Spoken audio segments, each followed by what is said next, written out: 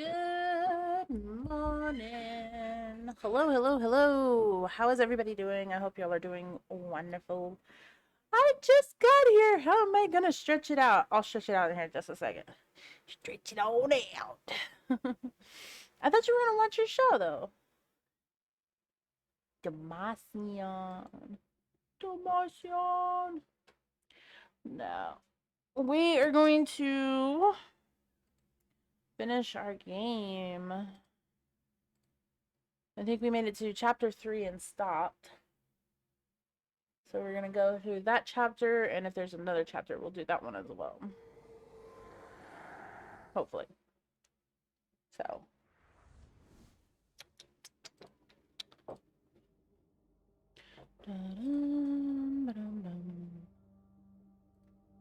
Oh, I just clicked out of everything. There we go. Oh, it sucks that it's laggy. Maybe you need to restart your phone, reset the settings or something. Maybe.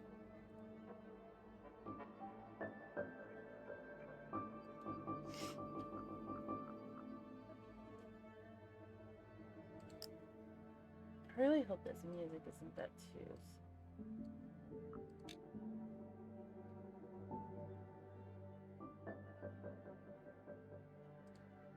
Why is it doing that now?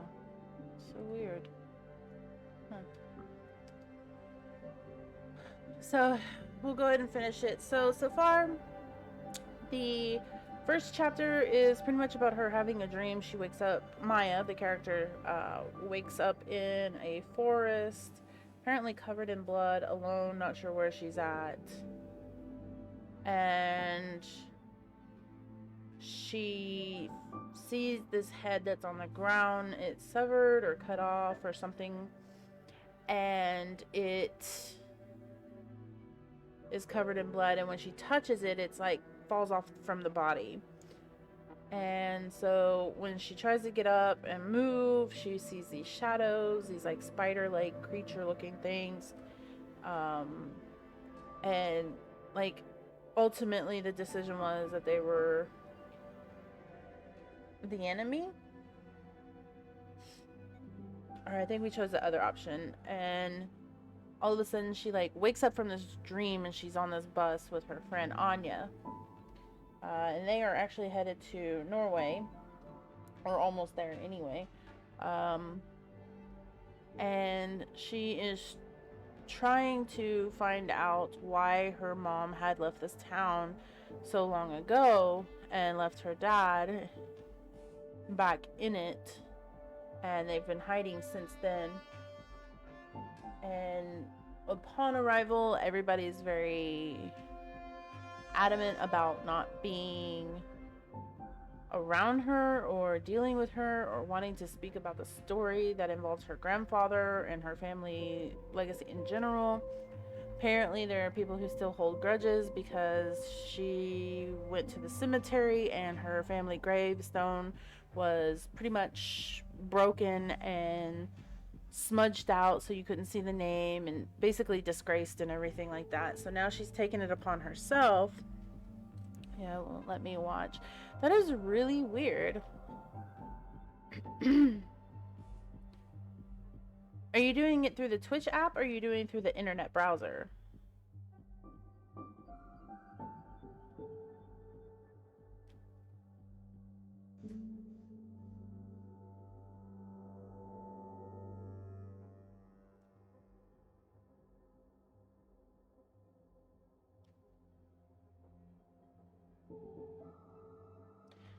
But so now she's got Bartrek.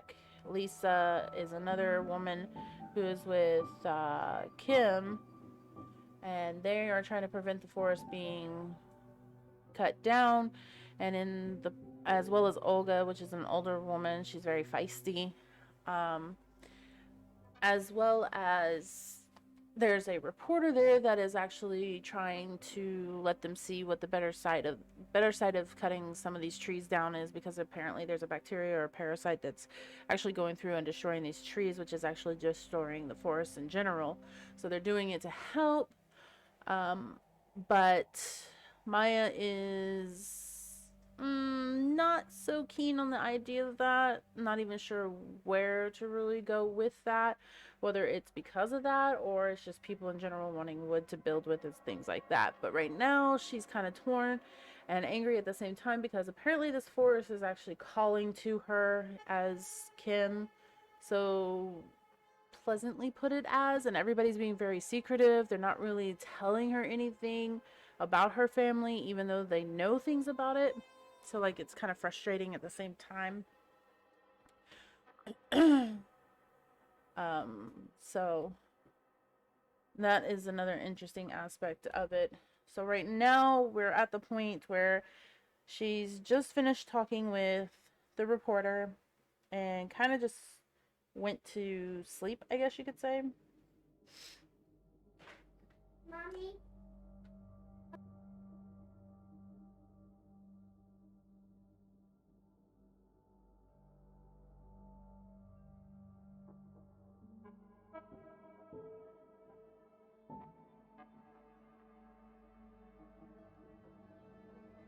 So now we're on to chapter 3. That was in the first 2 chapters, was getting there, meeting with people, finding a little bit about things. Maya's also having these dreams or premonitions, I guess, of the past life of her grandfather, apparently. Either her grandfather, she thinks it's her grandfather. Um, so we'll dive a little bit more into this. Hopefully we'll get to know more about her and what's going on as well. Also, before we continue, thank you, Kelly, for the follow as of yesterday. Looks like you followed me after I had actually stopped stream, so I do appreciate that. So, without further ado, let's go ahead and get into this. Alright, I need to talk. I couldn't get back to sleep. Since I had arrived in this accursed village, things had been getting stranger and stranger with every passing hour, and now I'd ripped a pillow in half in my sleep. Nothing about it was normal. I needed to talk it over with someone I trusted. So either I can choose Olga or Anya.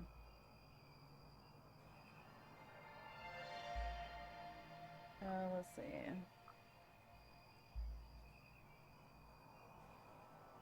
Okay, so Olga's sympathetic, but Anya is loyal. So, I mean, Anya is staying with me, so maybe I can talk to her about it. But she's not really been helping me with anything. And Olga, I'm not sure. I'm gonna go with Anya. Best friend, why not? I'd come here with Anya, and despite all the strange things I'd done, she still stuck with me. I messaged her, and she messaged me back. I'm on a walk, come join me. The sun had just set, and the moon wasn't up yet. We started walking. The forest loomed on the horizon. The activists' camp was somewhere there. We met near the shop in Via Luisa. It was a characteristic enough point and easy to get to from anywhere in the town. What is it? Anya asked. She looked worried. So was something strange just happening? I'm gonna put strange happening to me because it is weird. I know it sounds crazy, but I think something strange is happening to me and it's driving me mad. There is something strange happening, she nodded, but I have no idea what it is. I know even less than you, she frowned. Maybe we should go to your new friends, the activists. She smiled a little. They are weird. They must know something. It is an option. I mean, they sure know things, but I'm not sure if I trust them. You know what they say, keep your friends close, but your enemies closer. She smiled and started walking. Let's go. Let's go. I'm sure they're not sleeping. So we go to the activist camp.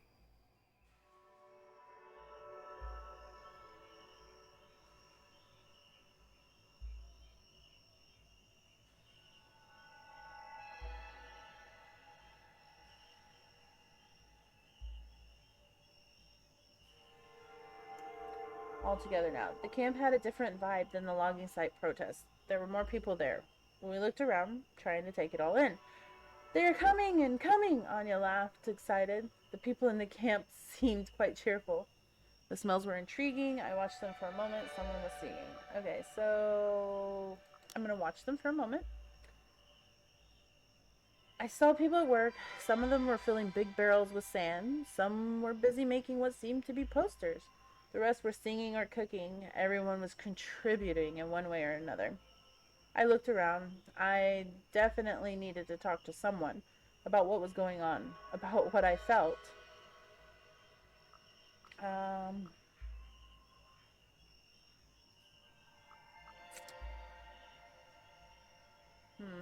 let's go see Cornell. "Hello," I said as I approached. Cornell eyed me warily. "Hello," he said. "Well, what brings you here?" Uh, I needed answers. Okay, let's go with the answers. I shrugged and dug my hands deeper into the pockets of my jeans. I have so many questions about myself, the forest, and the logging. Cornell looked at me with those uncanny gray eyes. I could feel his attention lock on me. "It's okay," he said. "Join us and you'll understand. We're here to stop what's happening, to show that we don't agree, and that we hope to make a difference." "Will it work?" I asked skeptically.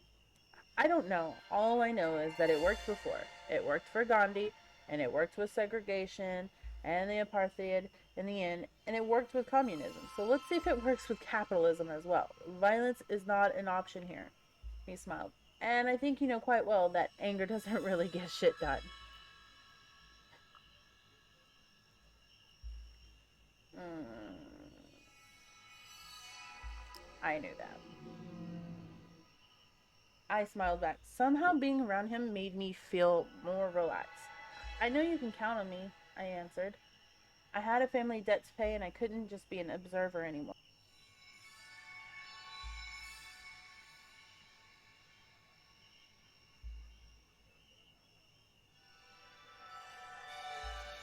"So, we may have a little citizen protest going on tonight," Cornell said, "but I'll need your support if we want to convince the others." The tipping point. They all wanted to do something that night, but after a whole day's discussion, they were still divided on what to do. 3 for one option, 3 for the other. I had the deciding vote. Ooh. Do I want to go violent or do I want to go peaceful? Okay, so obviously we know she's gonna be probably a werewolf. But the thing is do we want to go against the people or with them? I don't know. I don't know. Like, I'm curious what the violence would bring, but at the same time, peaceful might be something different. I don't know.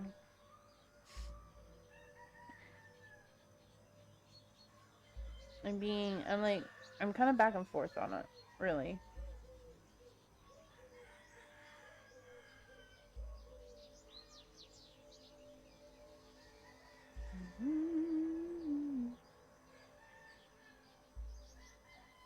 Hmm. Let's try the peaceful. Let's go for peaceful. Okay. A little help from my friends. I voted for the peaceful protest, and soon we were on our way to the National Park headquarters and education center. We had some banners to install.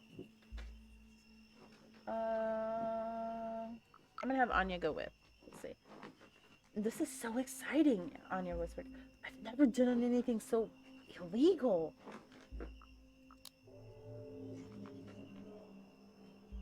As we were on our way, I realized that we followed the path only because of my vote. I made a difference. The National Park headquarters were located in something called Palace Park. The name was historical. The name, like everything in Poland, was historical. Centuries ago, some king had his hunting lodge there. But now it was a mishmash of old and new buildings scattered around the park. Some were rough and bulky, made of stone and brick, while others were an extravaganza of wooden porches, lace-like shutters, and meticulously sculpted pillars. There was no one around, but the area was well lit. Uh, hmm. I'm gonna look around. I looked around once more. The moon was hidden behind the clouds, and I didn't see any stars in the sky. If you didn't count us, the park really seemed empty. Dead, even. Suddenly, I remember the church located just next to the Palace Park gate. I could feel its dark silhouette looming in the darkness. Waiting. We were ready. They'd spent the whole day painting the sign on a length of material sewn together from what looked like old sheets that were various shades of grayish white. The dark green letters declared, "Wood is the enemy of the forest." "Where do we hang it?" asked Daniel, who'd come equipped with the climbing gear.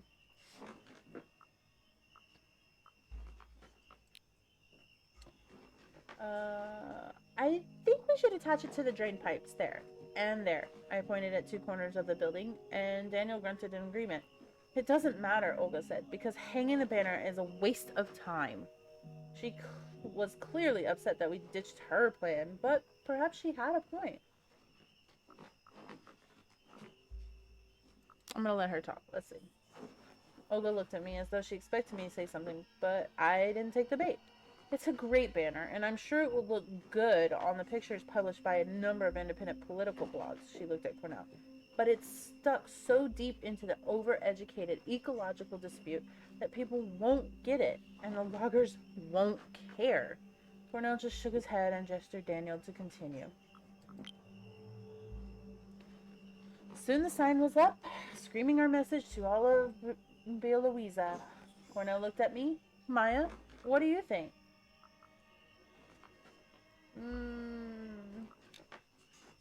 I don't get it. I don't even get that slogan, I admitted. Cornell looked surprised. "Nobody told you?" "It's from a famous book about the pushka. Humans let the forest grow so they could take wood from it. But that isn't the purpose of the forest. And when done on a huge scale, it's actually devastating." Finally, we pulled the banner up. "It's an important message." Anya looked up with fire in her eyes. "The world must know." I looked at the sign flying high over the park. When we finished, Cornell gathered us together. I was proud of what we accomplished. Whatever my family had done, I was starting to pay back the debt. Cornell reached for his bicycle. "Let's go for a trip," he said, "to remind ourselves what we're trying to protect." Uh-oh. Maybe I should have made Anya go home. Oh, boy. Gunshot in the woods. The night forest was cold and indifferent. As we cycled through it, it didn't care about our actions, and it didn't notice our bicycles or our quarrels. Cornell led us to a clearing surrounded by boulders placed in a circle. There was a precision in their placement that made me think of a spider web. I wondered for a second if we were flies or spiders. I was starting to have second thoughts. Something was telling me this was not a good night to be out in the forest. All the hair on my hands stood on end, and I felt hot energy running in my veins.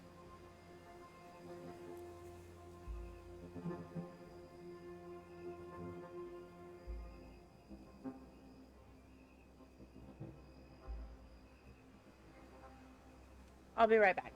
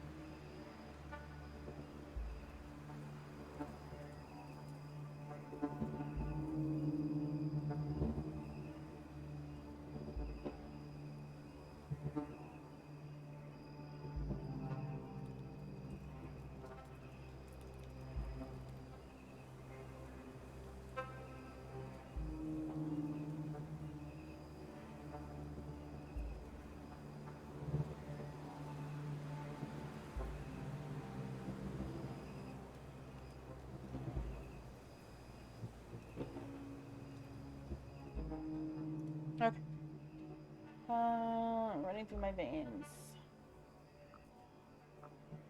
I wonder if anybody felt it like me. Do you guys feel that? I looked at my companions, but before anyone could answer, a loud sound tore through the silence. Oh. A gunshot. Anya gasped, looking around wide-eyed and terrified. The others tensed up, but they didn't look concerned, just confused. "Who's there?" Cornell shouted. There was a rustle, and I saw a bunch of men in camo, each of them with a rifle coming toward us between the trees. What were they doing here? "What the fuck? What are you doing here?" I yelled, moving forward. Their leader weighed us up for a moment and finally focused on Cornell.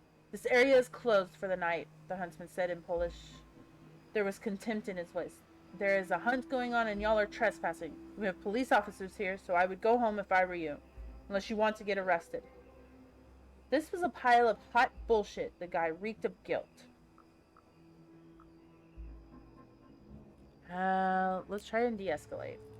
I assessed the situation. There was still a chance we could talk our way out of it. Reasonably. Oh, I stepped forward. Let's be reasonable. I looked at the hunters. "Maybe we should all go home," I said in Polish. "We're disturbing the forest." My voice was calm and steady. It made the huntsman pause. I turned to the hunters with a clenched fist. I looked at Bartek, but he just turned his eyes away. "You don't tell me what to do, girl," the huntsman barked, and I realized with a shock that he was Bartek's dad. "You hippies go home now, or things will get nasty."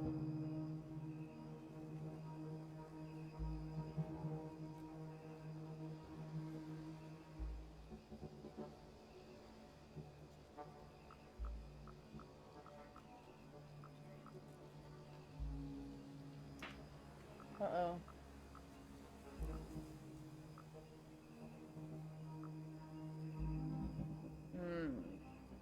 Should I bark back? I don't know if I should bark back.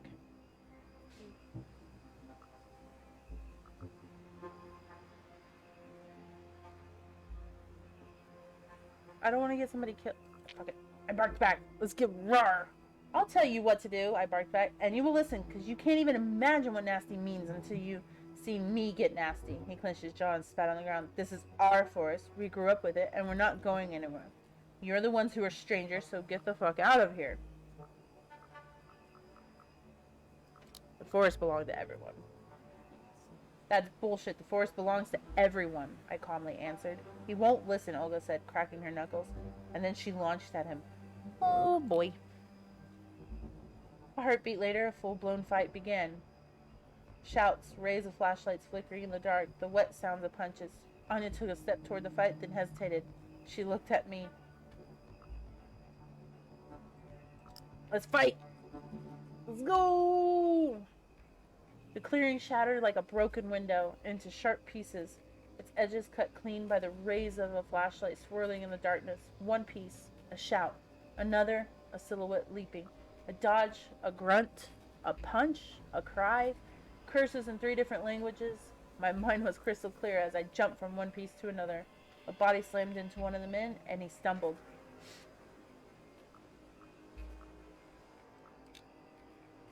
I took a step back, getting ready for his reaction. When he jumped at me, I moved to the side and tripped him when he lost his balance. There was a loud thud as he fell to the ground. A flashlight shone his way. Anya screamed and grabbed my arm. I saw blood. Blood on his head. Blood on the stone next to his head. Blood on the ground. Dark and fresh. Oh boy. Okay, I didn't mean to. My heart sunk. What had I done? I took a step back. "She killed him!" one of the men shouted, the horror clear in his voice. He directed his flashlight at my face, blinding me. Mommy.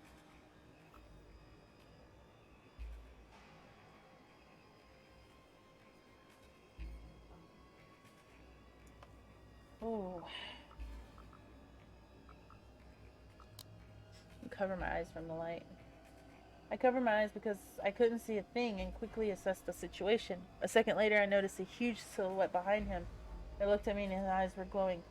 "Leave her alone," it growled, and I recognized the voice. Oh, shit. It was Olga. She was bulging, muscles growing bigger, bones getting longer. She let out a joyous roar, grabbed the man, and slashed him with her claws. What was happening? How could it be real? Why wasn't I scared? Shit just got real. Something warm landed on my face. More blood. Howls. Terrified screams. Anya looked at me, panicked. What did we do? The man screamed again and pointed a gun at Olga.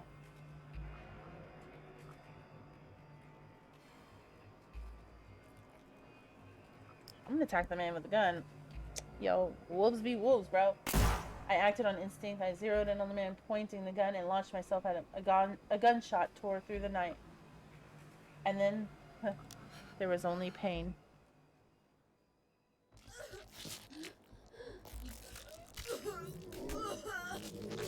Ew, that sounds gross. The pain was unbearable. Nothing in my life had prepared me for this. I wasn't ready to go. I tried to stop the bleeding. I knew I was dying. Blinded by the blood in my eyes, my shoulder and chest burning around the wound, I knew I was dying, lost in the woods, away from my family. Such as it was, I could only watch as my life pumped out of my body in a crimson river.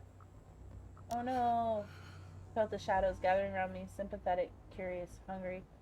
The forest caught my fall with a bed of moss and twigs. I stopped thrashing, and a cold numbness engulfed me. Nope. We gotta get up. We can't die. We can't die. I punched the earth, trying to get some feeling in my hands. I gritted my teeth and tried to get up. I collapsed again. I felt so cold. Suddenly, there was a light. I looked up. The full moon. It looked different. Luna in her full glory. The moon was a goddess, and she noticed me. Get up, she said. I got up. I feel good. I know that I shouldn't, but I don't remember why. I don't care.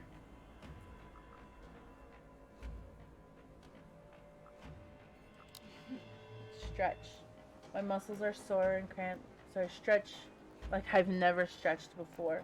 My arms are longer, my legs are stronger, my heart is pumping, and I feel like I've spent my whole life packed into a box and I've finally been set free.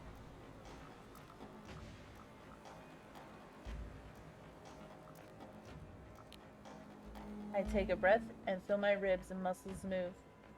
Force smells of blood and fear and excitement. I laugh happily, and others' laughter joins me. We laugh and sing to the moon. My mind is clearer than it's ever been before. I see the world in sharp contrast of black and white, movement and stillness. I smell prey.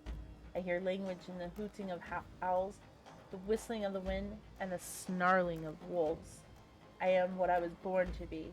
Something stings me. There's a small, malformed creature pointing a stick at me. The stick blazes with fire, and there's another sting. The creature is no threat to me, but its presence is annoying. Its smell almost sends me reeling, and I don't like being pricked.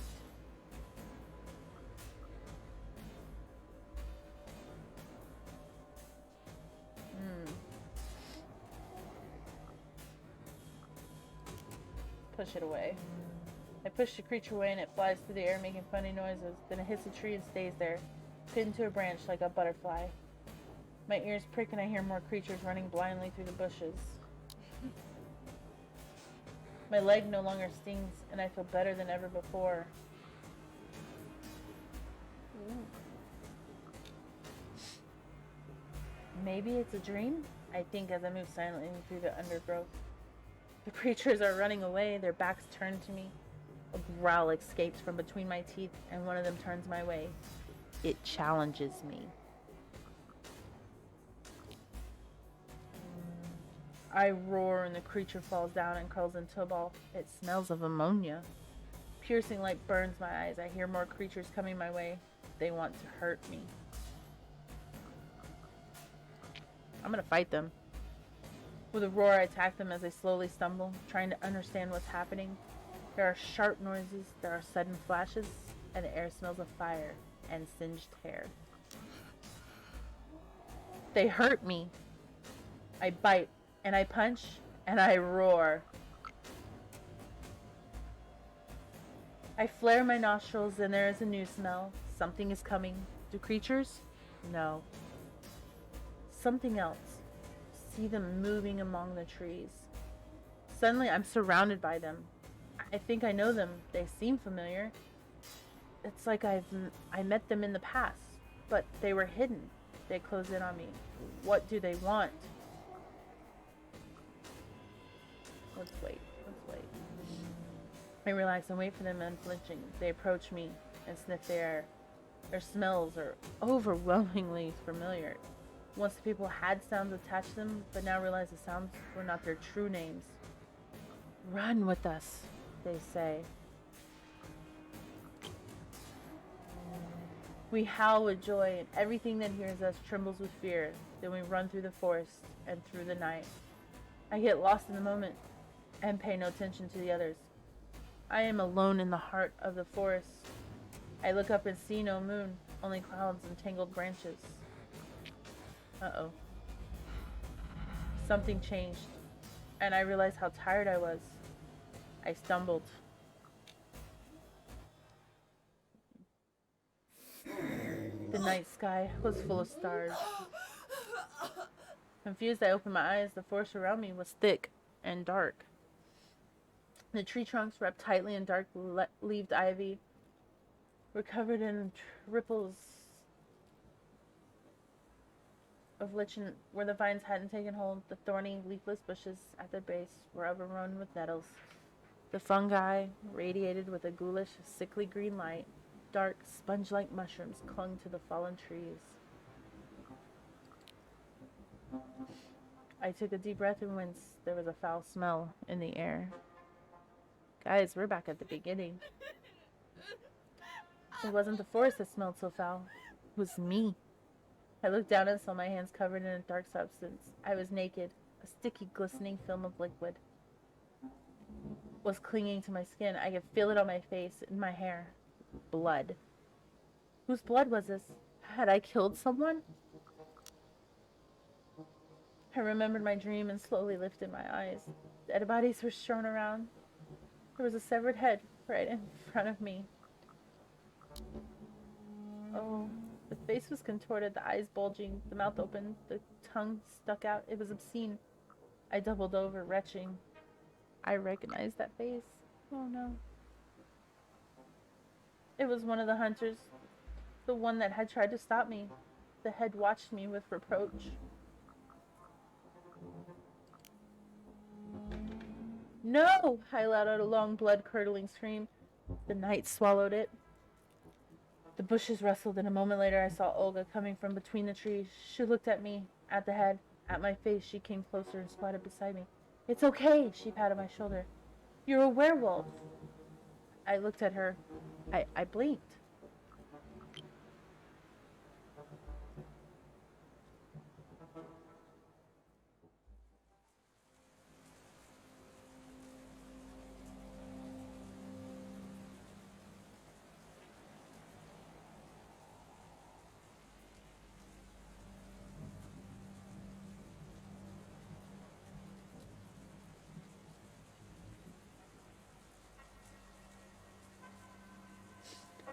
Lost in woods. Alright, so basically we just tore some shit up and went for a run and enjoyed ourselves, and now we're freaking out because we killed somebody and we're not even sure how to take it. Fair enough. Alright, chapter 4. Let's go. The morning smelled of the forest, fur, and strangers. I slowly opened my eyes. The warm space under the low-hanging branches of an old spruce tree was full of other people sleeping. Their muzzles rested on their paws. I'm going straight outside. Stepping over the sleeping forms, I made my way outside, alone, hiding in the tall grass. I sniffed around. The sky was bright, and the forest around me was dark and full of interesting smells. High in the trees, the birds yelled about status, sex, and violence.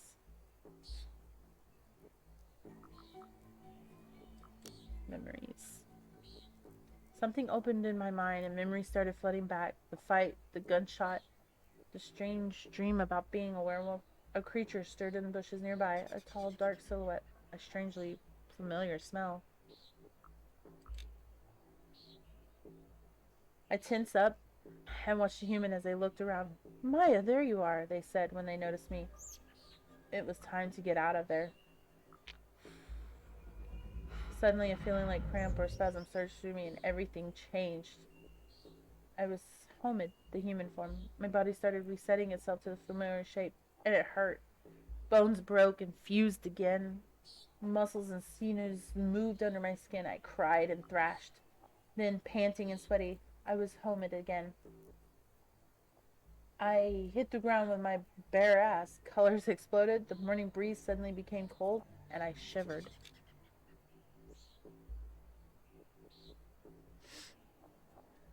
Confused, I looked at the person approaching me. You look cold. Cornell handed me a bundle of clothes. Don't change for a while. They won't survive it. Not until you earn the right.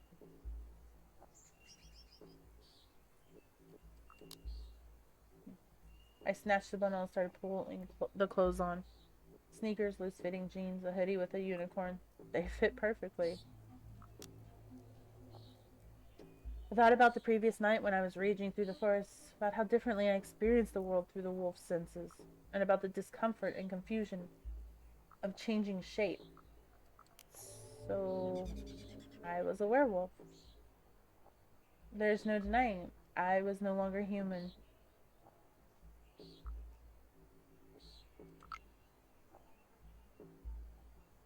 There was a murder last night, I said anxiously. What if they find my DNA at the crime scene? We'll take care of that. Human laws aren't as relevant for you anymore. We just stood there for a moment, tense and silent. I was wondering how one usually learned that they were a werewolf.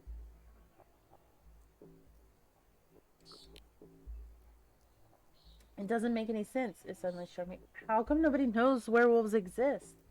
We protect the veil, was the answer. It's easy to convince humans that supernatural doesn't exist. They already want to believe that, and the delirium helps.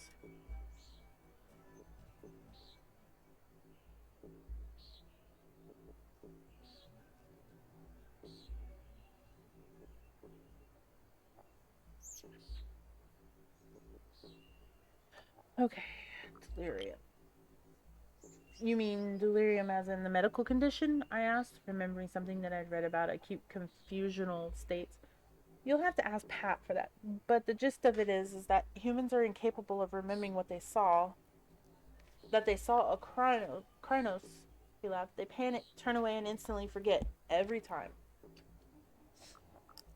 Anya. Oh no. Then I realized something important. At some point, the rest of the party had awoken and joined us. The clearing was full of wolves. But where is Anya? The wolves were closing in on me. I saw an opening to escape. If I did, I could figure this out all on my own.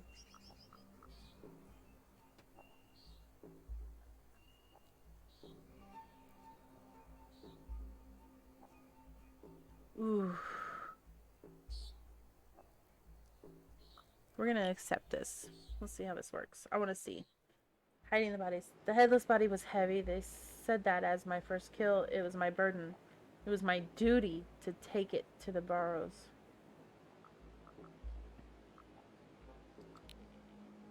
I don't want to do this, I said as it slipped from my hands again. You have to balance the death you caused with your achievements. Cornell looked me in the eyes. That is the path of the Guru. Or Garo? Guru? He accompanied me carrying the severed head in a bag. The other stayed behind, covering the tracks.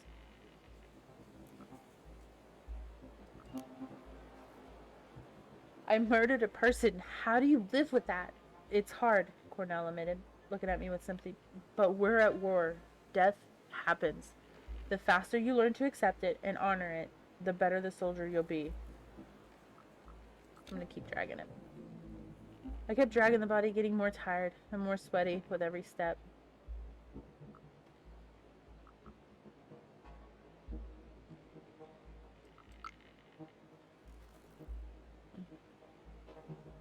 Oh, okay.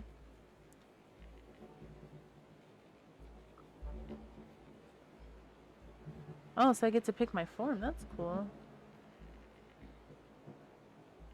Hispo, Kranos, Glabro, Lupus.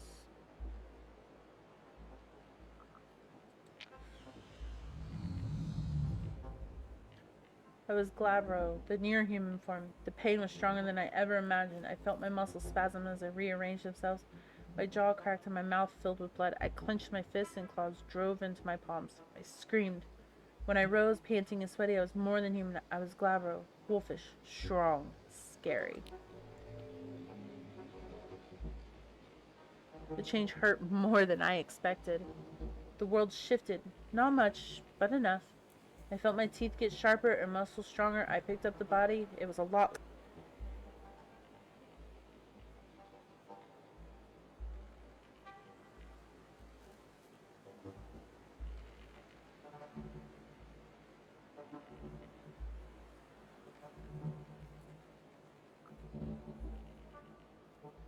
Picked up the body. It was a lot lighter.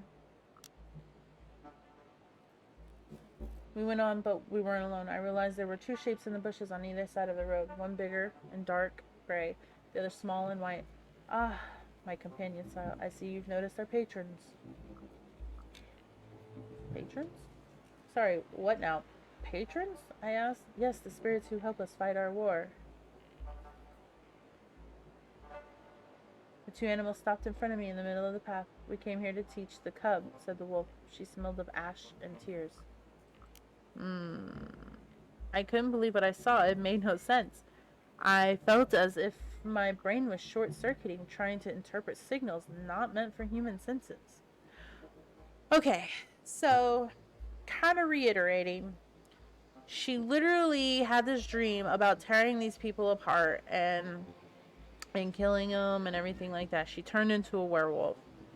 Obviously, it's unbelievable, but she's staying to learn anyway. At least this is what I have chosen for my character to do. She's still apprehensive, but at the same time, you know, curiosity strikes. Which is to be expected, of course. I mean, you'd be curious too if someone was like, yeah.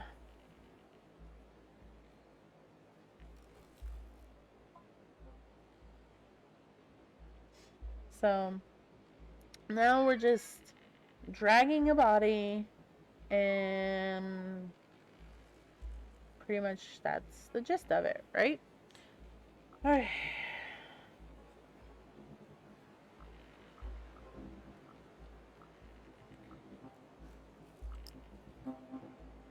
When I turned my eyes away from the weasel, it flickered, as if it was just a projection on a broken screen. One moment, an animal. A moment later, just an idea. When it talked, the air smelled of electric discharge, and I felt like the worlds displayed directly in my mind. They wouldn't leave me alone. But hallucinations or not, they just wouldn't leave me alone. The weasel circled me, and before I knew it, I could feel small claws on my leg, then on my back, then on my arm. It smelled of musk and electricity. Oh, thank you, Brick, for the follow. And then it bit my ear. Thank you, thank you. You're so awesome. Love your face.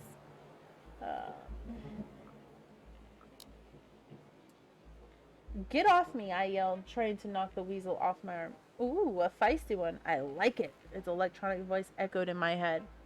Enough, the wolf growled. Or at least that was what my brain decided to hear.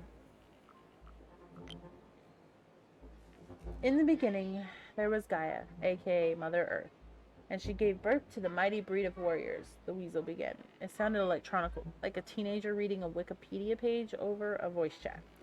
They were called Garou. That's werewolves and werewolfish. And their sole purpose was to protect Gaia. They failed, wailed the wolf.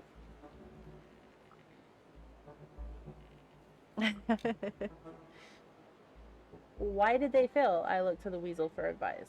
When time began, Gaia released three primal forces upon the earth: the weaver, the wild, and the worm. The weasel continued. The wild was the untamed force of life and creation. The cold, ruthless weaver gave structure to the world.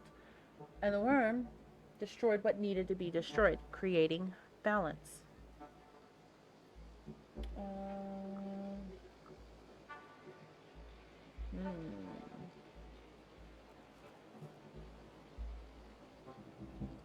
I don't know. So were werewolves creatures of the worm, I asked, destroying imbalance? They were Gaia's children, the wolf snarled, born to herd and contain humans. Somebody got angry.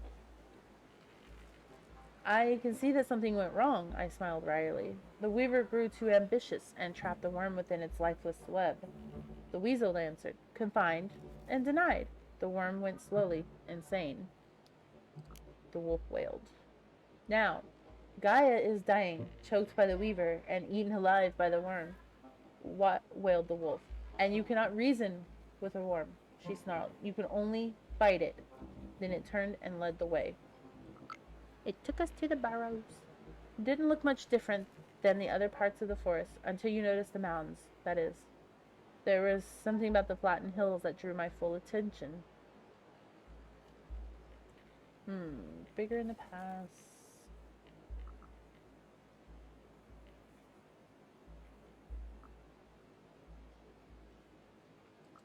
Let's see.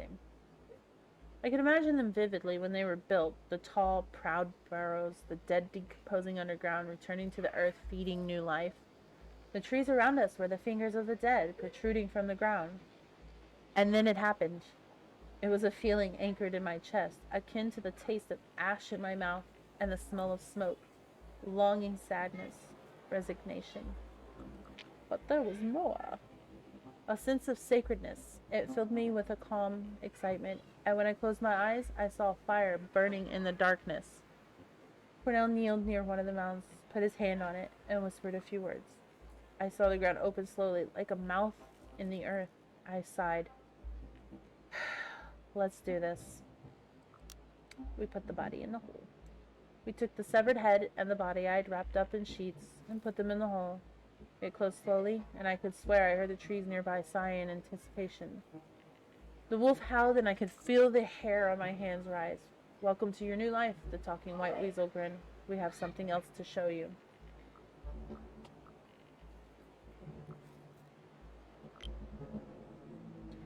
I had so many questions, and finally I dared to ask them. Finally, I had a moment alone with Cornell, and there were some things I wanted to discuss with him.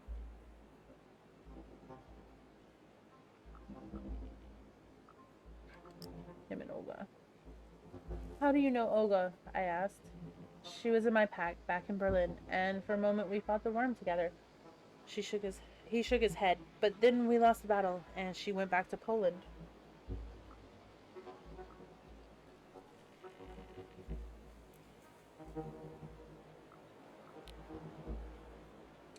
What do you think about her? I asked.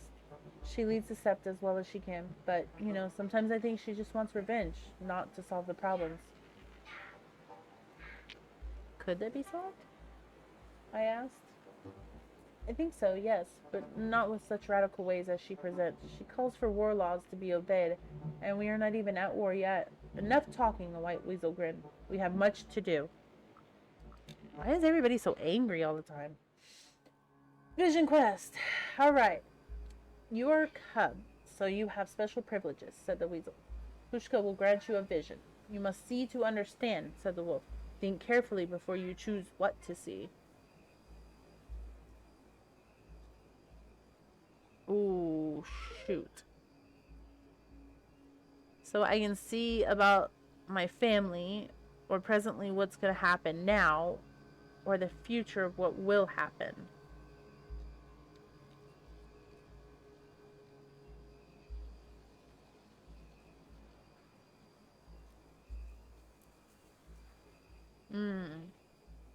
I think the past would be a better thing. Because then she understands her family, understands the debt that needs to be paid.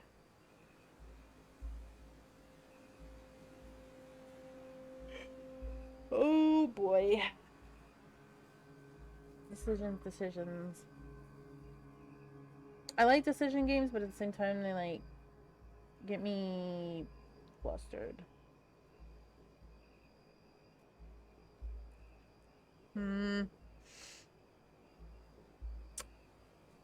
Let's see.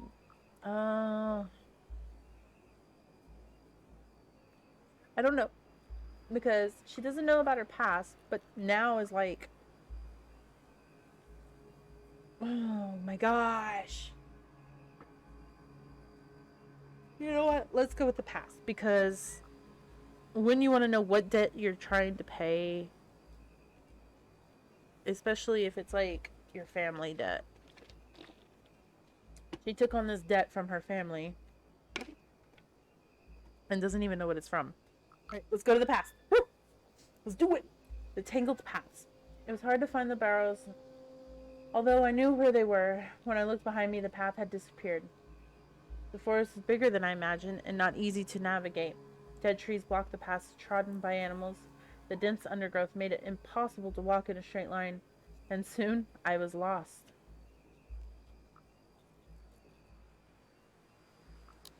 I got tired of it. I decided to make my own way.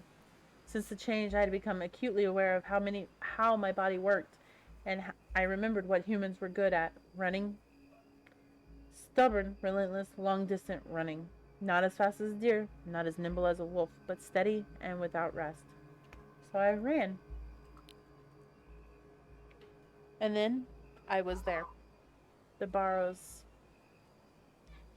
I climbed the nearest hill, and when I was at the top, I stumbled on something, a shape in the grass, a skull watching me from its bleached eye sockets.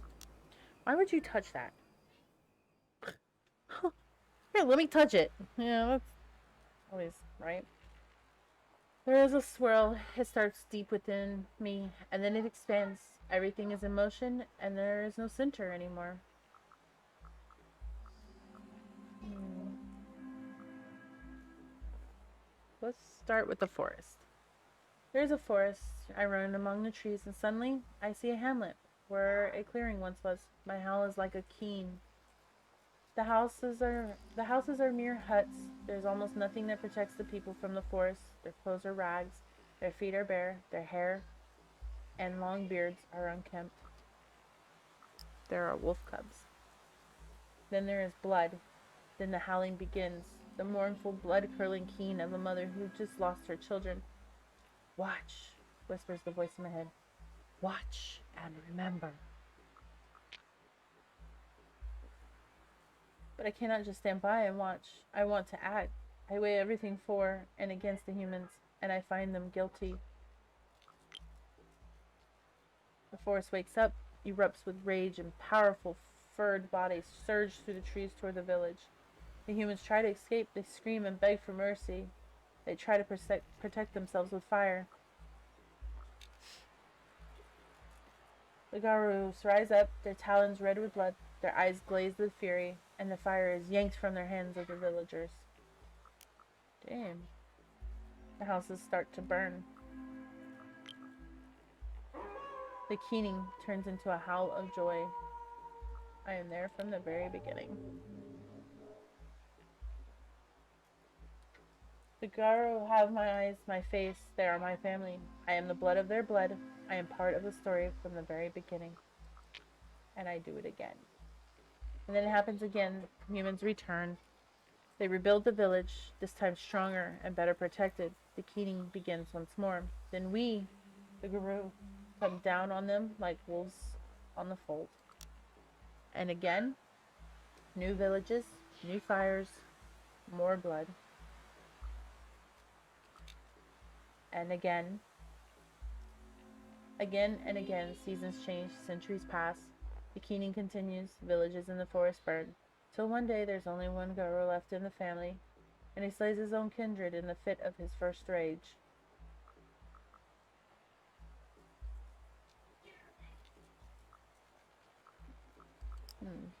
Do I know him?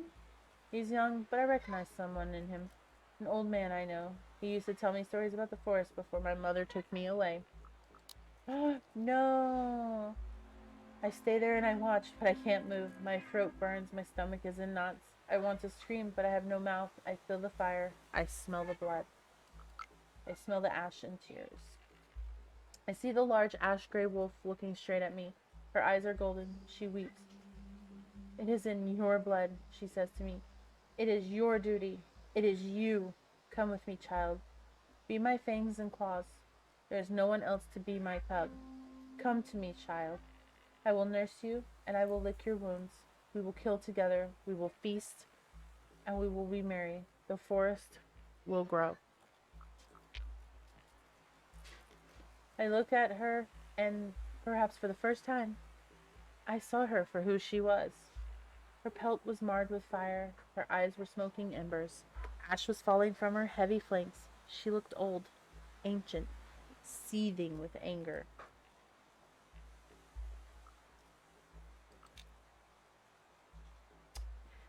She was the very idea of morning made flesh, driven by a feeling of loss so profound that it burned everything in its wake. But she was more than that. She was the Pushka. She was also the spirit of the forest, the Pushka herself, wounded, hurt, violated, and mourning all her children that humans had killed. At least that's what I thought when I looked at her. The wolf mother looked back at me, and something in her eyes made me realize that she was following my family for generations, advising them, whispering in their ears. Join me, she pleaded. Only you can understand me. Only you. I went to her, and she accepted me, and I accepted myself. And finally I understood who I was. Darkness fell again, and a bloody tide was loosened upon the world. Darkness. One of us. A lone howl pierced the silence like a single ray of moonlight in the darkness. Then there was another one, and then another, and then another, a choir of voices, triumphant and joyful. I opened my eyes. When I opened my eyes, I was in a clearing. Around me there were wolves, huge, monstrous wolves, howling at the moon. And then it hit me like a ton of bricks. I was a werewolf, just like them. Well, hello there, Olga smiled at me, and welcome to the Sept. Okay, just so you know, I said slowly, I have no idea what a Sept is. We live in packs, Olga explained, and when packs unite to fight a common enemy, they form a Sept. So there were 2 packs there? I realized that there must be at least 2 packs there.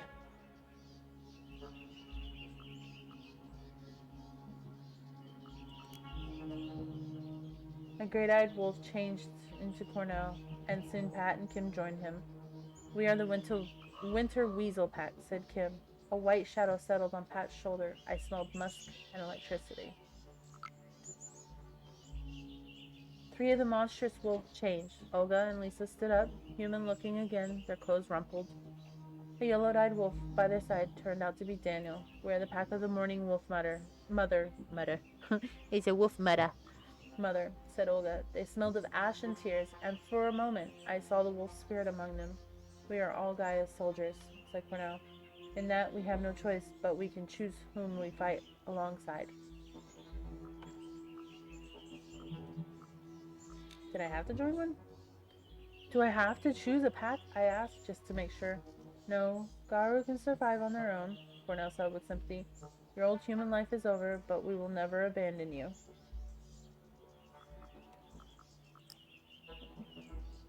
I have so many questions. I shook my head.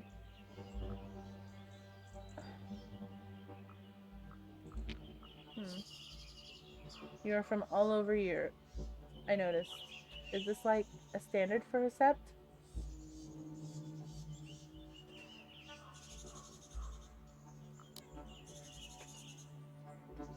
I didn't even know if that was a stupid question or a smart one. I looked at Cornell.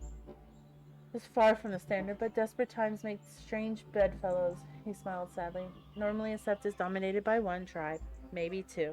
There are at least 12 tribes, Daniel interrupted, and I hope, Maya, that you will choose yours wisely. Oh, crap. Why did I hear the moon whispering to me, I asked. Luna gave us rage. That is why she's important, Olga said, and that is why you'll never be able to touch Silver again. What about the spirits, I asked. How does that work? The world casts a shadow, and we call it the Umbra, said Lisa. And in the shadow, every living creature, every emotion, An idea. Every important object exists as a spirit. That's all you need to know in the moment.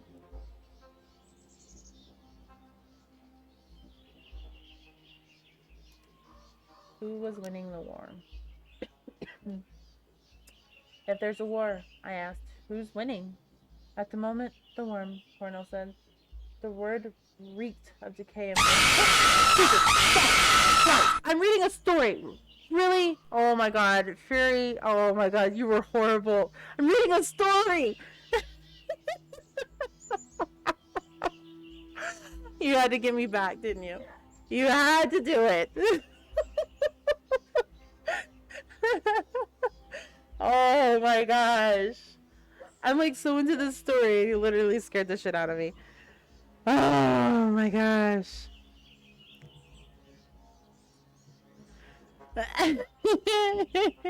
It does not make up for it does not make up for it though. It does not make up for it. I have done plenty, but yeah, that was loud as hell. Cause in these headphones, like everything is super like super loud. Woo, my heart. My heart. My heart. Ugh.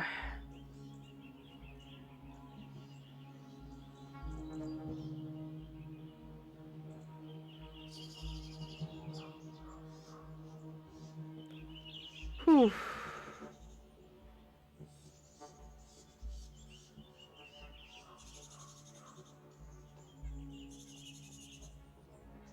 Oh my goodness. Thank you for being here. I hope you are having a wonderful day.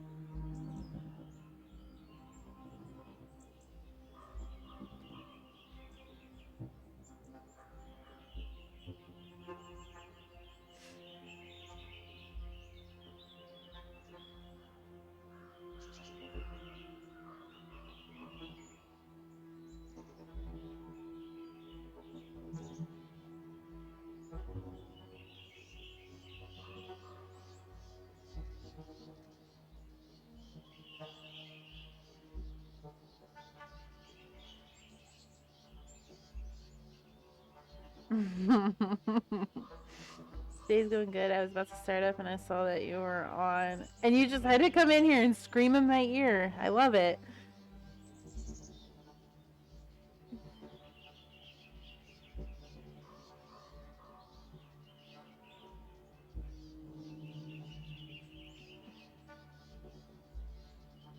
So of course I had to stop by. Of course. We totally need to play a game sometime together though. Totally. Okay. The word burn oil. Mother Earth is sick, dying, and we are doing our best to protect her. I summed it up. So, if I got this all right, I've been conscripted into an ancient war against the worm, I said slowly, trying to put it all together. And the moon gave me rage as a weapon, but I must avoid silver. There's a whole secret world of spirits, I continued, and I have to join a pack and choose a tribe. Exactly, Lisa nodded. As for the tribe, there are two people who could mentor you now. Olga's from the Black Furies, an ancient tribe of women warriors, and Cornell is from the Children of Gaia, and he's more a peace and harmony guy. What about my family? Uh-oh. Hey, what about my family's tribe? I asked. Lisa winced. Daniel sighed. Olga shook her head. What's the matter? I asked again. Your ancestors were the Get of Fenris, and no one here wants to have anything to do with that tribe. Cornell answered. They stand against everything we believe in. Oh boy. They surely aren't that bad, I asked. Are they? Get of Fenris are the most radical Garo supremacists that ever marred the face of Earth, Kim scoffed. Like legit. Fascist werewolves. Some of them literally worked for Hitler.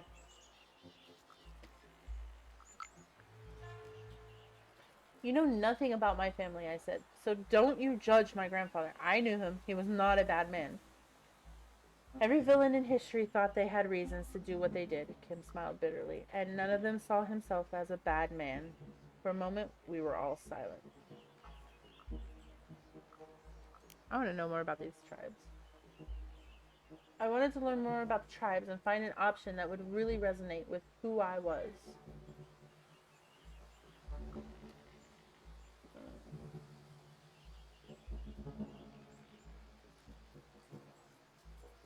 Lisa's major Pat is cautious.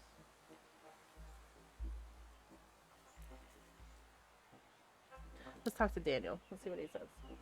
I asked Daniel if I could join his tribe, but he didn't understand the question. I'm a red talon, he said, as if it explained everything.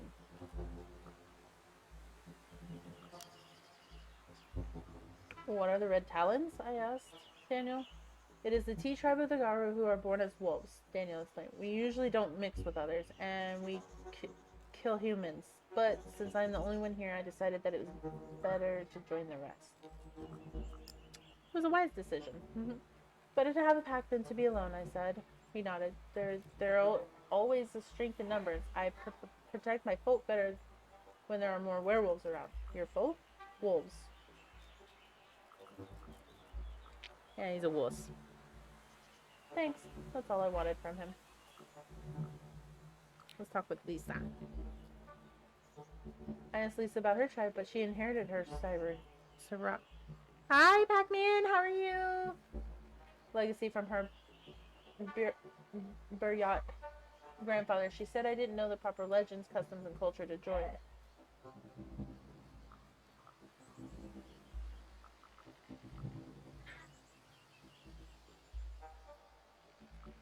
Just want to travel quickly for you. Have a great stream. Thank you. I hope you have a good day. So I asked, not sure how to approach the topic. Cyberoff? I mean, you're from Siberia. I hesitated and Lisa smirked. But the tribe name reminds me of something. Yes, Cyberoff. Siberic. She pronounced it different. Thank you for the host. You're awesome. Love you, love you. Oh, my game is going to be a pain in the butt right now. So I'll bring it back up in a second.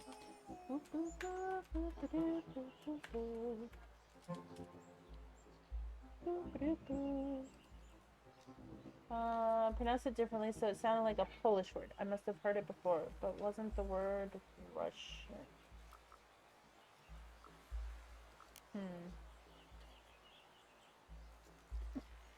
Thank you for stopping by. Thank you for the alert. In Russian, it means someone from Siberia, but in Polish, it has its own very specific meaning. Lisa explained. It's a word for political prisoners exiled to Siberia, and there were tens of thousands of them.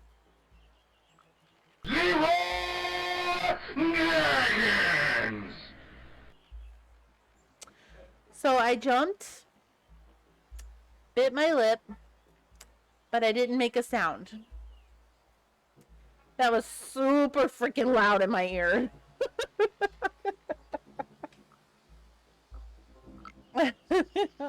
Leroy Jenkins. So why are you using the name even if it has such a loaded meaning? I couldn't understand. You're really trying, aren't you? Lisa sighed. My tribe name describes both of my legacies. My granny was a political exile. My grandpa was a Siberian indigenous. I use it because it speaks the truth.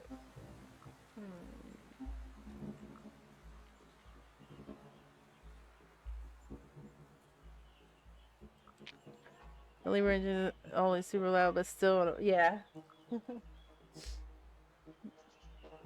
Oh, most welcome, most welcome. As always.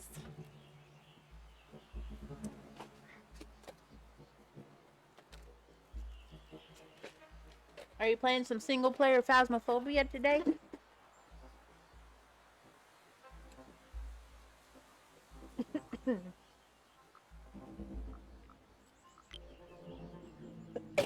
Oh boy. Pat was a glasswalker, and her tribe was finding its niche in cutting-edge technology cityscapes among the strands of the weaver's net. Sounded intriguing. We talked for a while.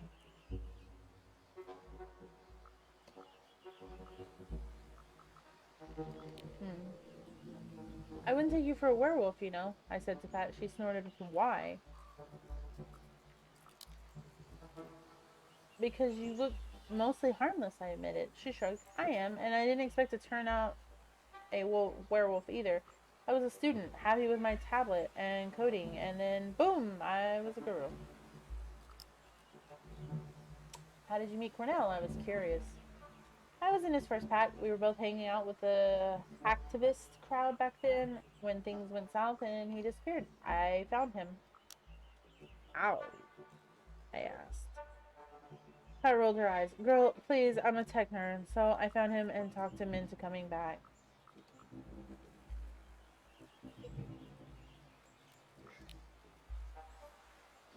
So you're basically a city dweller, I observed? Be right back.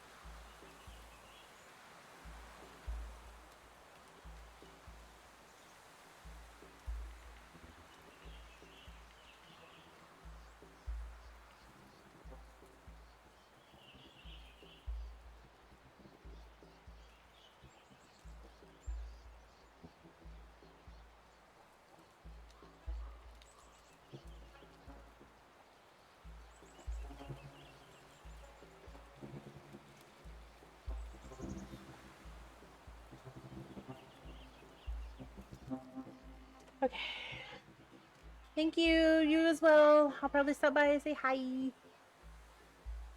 Okay, so all glasswalkers are. It's our natural habitat. I feel quite out of place in the forest.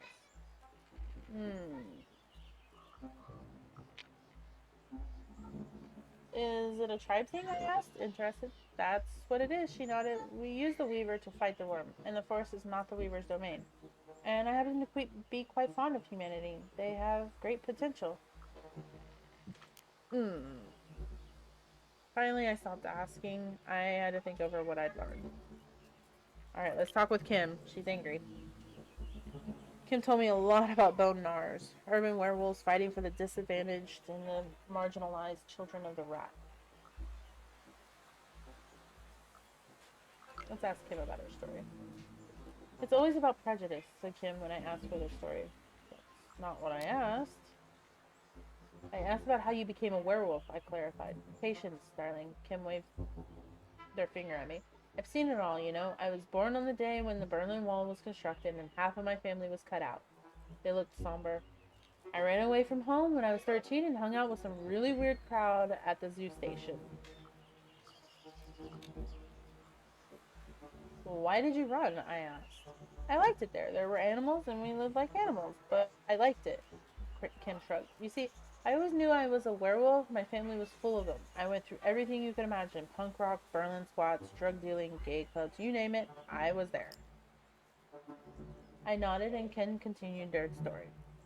And there are always some sad prejudiced pricks. Prejudice is the worst shit. And all those little constructs in their brains that poison everything they do. Did they really have a rat as a patron? Do you really have a rat as a tribe patron? I asked. Sure we do, Kim answered. It's a very good patron, resilient. You want to be like a rat? Always managing, always afloat. They kept talking. And this shit here, they gestured around, this shit comes from prejudice, and from exclusion, and from greed. Take greed and prejudice away, and 90% of the world's problems are solved. They sighed heavily. Now tell it to the other Garu, and they look down at you because you are a Bonar, and they think they are superior. Prejudice. Prejudice everywhere. Okay. But I was too exhausted to bug them with personal questions. There were a lot of werewolves there. And one thing is bugging me, I said. Why are there so many of you here? Suddenly everyone in Louisa is a werewolf. Or what? You know nothing, Cub. Olga laughed bitterly. A mere century ago, there were dozens of packs in these forests. But none of the old guard survived the 90s. Lisa shook her head. We had to start from scratch. Until you showed up, there were only 6 of us. And then the three of us, not even local, Cornell pointed out. 2 packs, too small for their own good. Anyway, before you're admitted to a tribe, you need to prove yourself. What now? Prove myself? I was shocked. Hadn't I proven myself enough already? Rite of passage. You went through your first change, Pat said. She was leaning on a tree nearby. And you know everything you need to know at the moment. But you have to go through the rite of passage. Daniel rubbed against my leg, excited. A vision quest, Kim winked at me. And since we don't have time for tests, we need you to solve a real problem. Olga stepped in. Namely, we want you to find a way of ending this logging problem, Cornell said gently. So, how would you like to do it? They all looked at me in anticipation. So they're expecting me to lead them into this? The fuck? I took my time, enjoying the moment. My body was buzzing with energy, ready to shift shape on the slightest sign of danger. My mind was clear. I knew what to do. And I knew exactly what I wanted to do.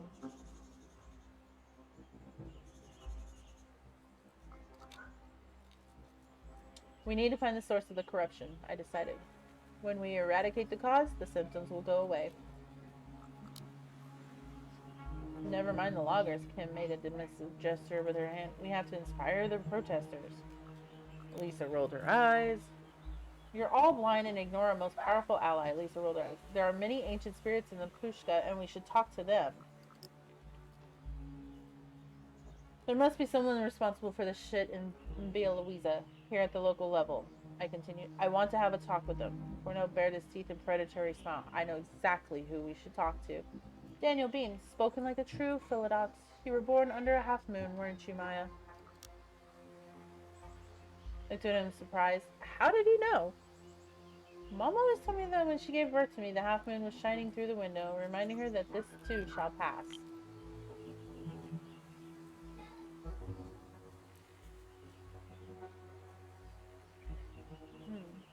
You're right, I nodded. How did you know? Guru Brune under the half moon are judges and truth seekers. Just like you and me. A worthy Philodox is honor personified, added Lisa. Okay, so your place in the Werewolf Society will be determined by your renown.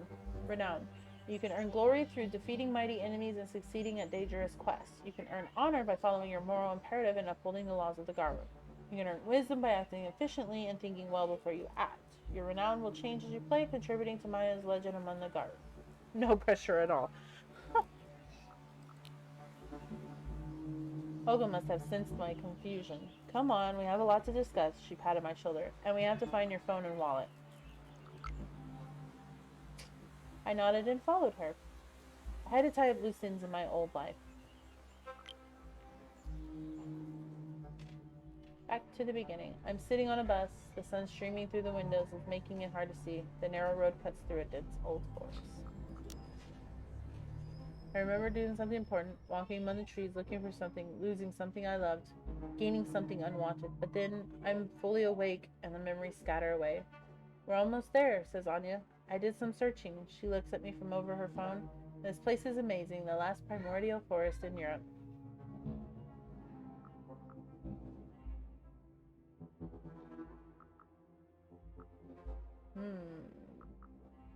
I'm excited to be here. I know, right? I smile. I can't. I'm not able to finish. I start to cough. That's creepy. My throat is sore, my lungs hurt. I get up and shout to the driver, but feel something sticking on my hands and torso. Something stopping me. The fuck? This bitch got like craziness going on. I am crawling with small spiders, thousands of them, weaving their cobwebs around me, around the seat, around everything.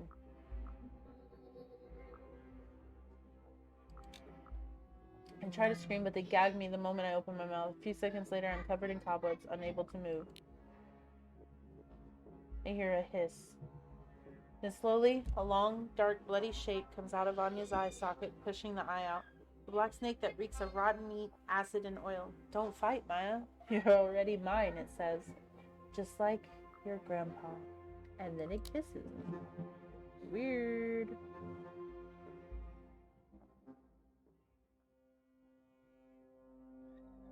Okay. So, that was interesting. she's reliving the beginning, and then all of a sudden something crawls out of her friend's eye socket and goes, tries to gag her. Interestingly, very interesting. Kind of creepy, not gonna lie. So,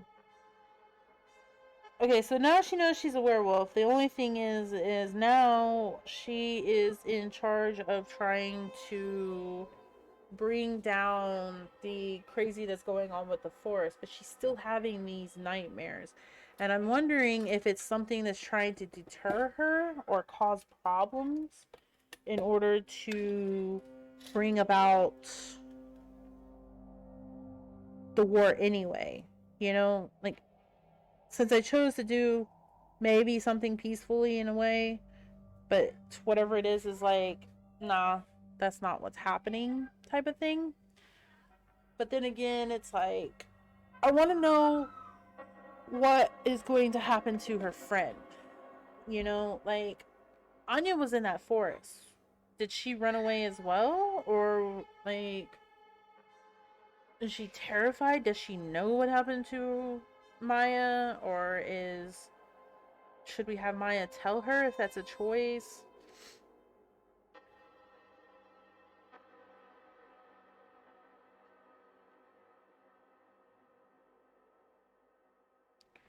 Because at this point, I'm just not even sure.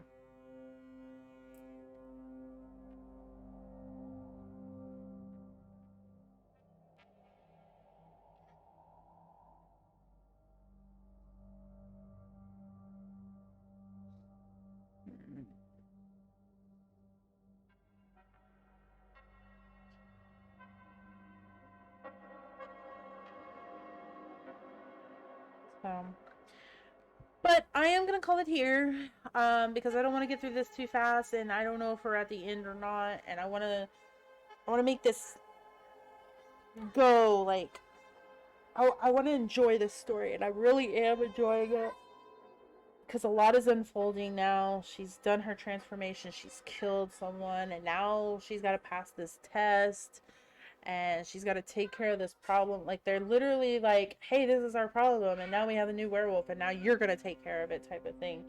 And I wonder if we're gonna make her strong-willed and be able to do that, or if she's gonna be just like, fuck y'all, I'm gonna do my own thing, type of thing, or what's going on. So hopefully things will be kind of crazy. I don't know if they will or not, but it would definitely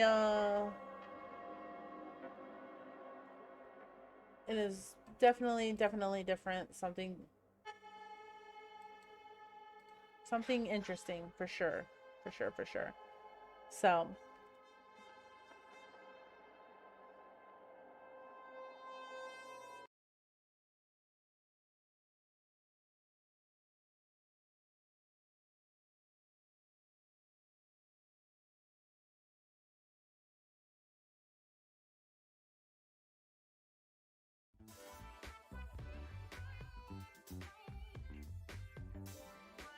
but we're gonna cut it short here, and we are gonna be back tomorrow roughly around the same time, and we will also announce what is going on.